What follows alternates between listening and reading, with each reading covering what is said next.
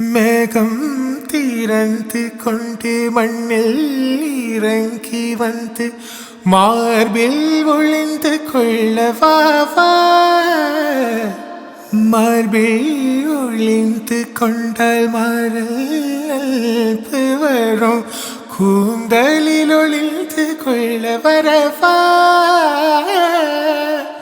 என் கூந்தல் தேவன் தூங்கும் பள்ளி அறையா மலர் சூடும் வயதில் என்னை மறந்து போவதுதான் முறையா நினைக்காத நேரம் இல்லை காதல் ரதியே